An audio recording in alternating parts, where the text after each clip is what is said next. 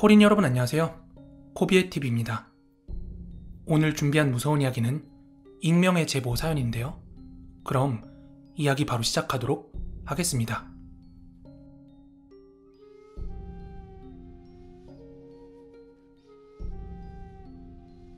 이 이야기는 제가 취준생이던 시절 실제로 겪은 이야기입니다. 저는 고향이 강원도인데요. 강원도는 취업 자리가 마땅치 않아서 저는 서울에 있는 대기업이나 중견기업 위주로 이력서를 지원하고 면접 일정이 잡히면 강원도에서 서울까지 왔다 갔다 하면서 그렇게 면접을 보러 다녔습니다. 제가 취업이 될지 안 될지 또 언제 될지도 모르는 거라 우선 취업이 확정되면 서울로 상경해야지 하는 그런 계획을 가지고 있었어요. 하지만 강원도를 벗어나고 싶어하는 저의 간절한 염원과는 달리 매번 최종 면접에서 그렇게 계속 탈락을 했어요.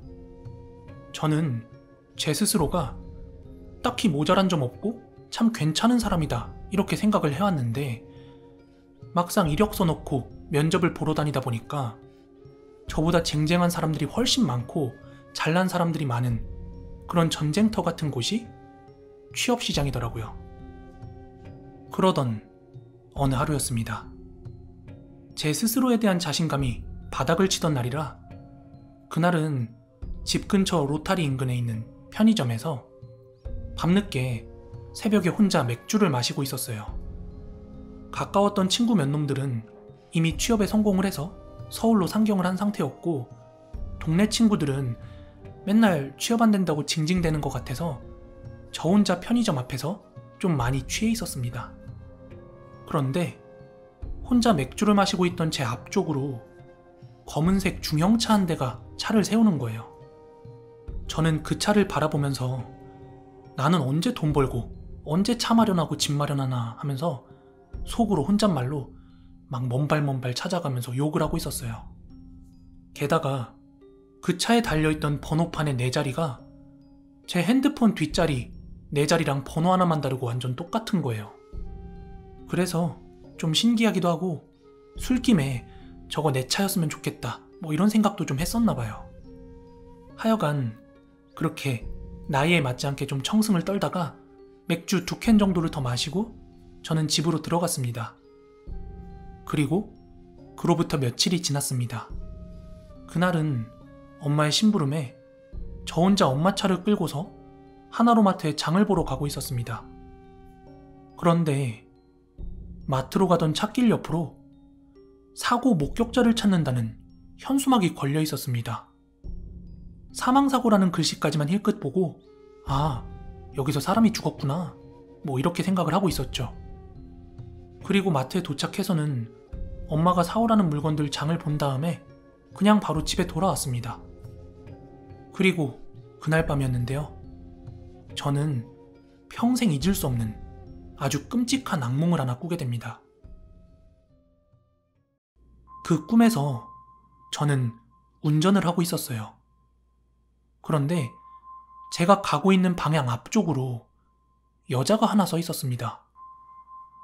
근데 여러분들도 아시겠지만 꿈속에서는 항상 싸움도 치고 몸도 제멋대로 안 움직일 때가 있잖아요.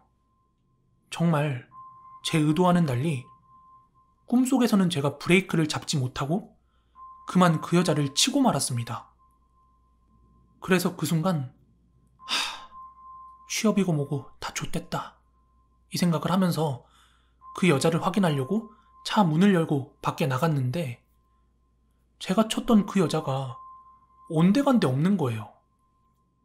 그래서 다시 차에 타려고 뒤를 도는데 웬 피투성이가 된 여자가 왜 그냥 갔어?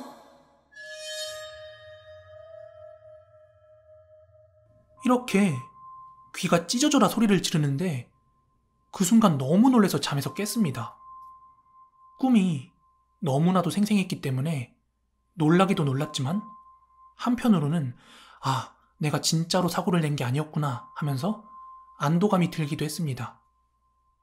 그런데 그 다음 날에도 연달아서 너무나도 생생한 꿈을 하나 더 꾸게 됩니다. 그날은 꿈속에서 제 며칠 전 상황이 비춰지고 있었어요.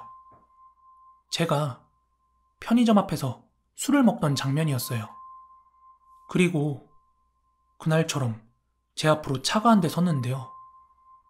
편의점 의자에 앉아있던 제가 차를 올려다 봤을 땐 웬 여자가 차 옆에 딱 붙어 차주를 엄청 화난 얼굴로 바라보고 있더라고요. 그러던 중 그 여자가 갑자기 저를 째려보더니 이 말 한마디를 남기고 연기처럼 사라지더라고요. 이 사람 찾아주면 너에게 보상을 할게. 잠에서 깬 저는 뭐 이런 개꿈이 다 있나 싶었죠.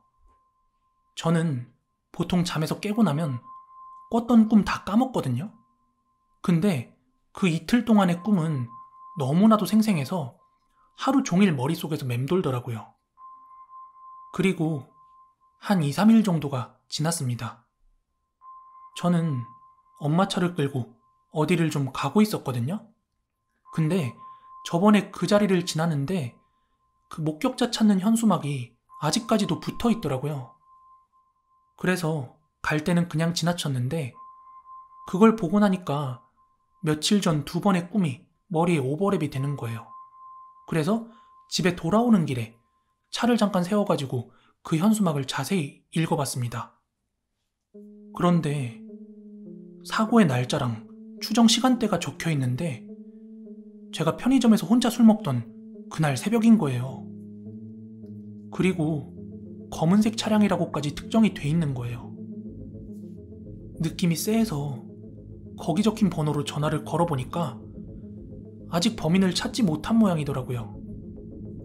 그래서 저는 통화를 하다가 직접 담당 서로 가서 정식으로 목격자 진술을 하게 되었습니다. 가서 들어보니까 피해자는 사망을 했고 주변에 차나 CCTV 같은 게 확보가 안 돼 있어서 검은 차라는 것까지밖에 특정이 안 된 모양이었어요.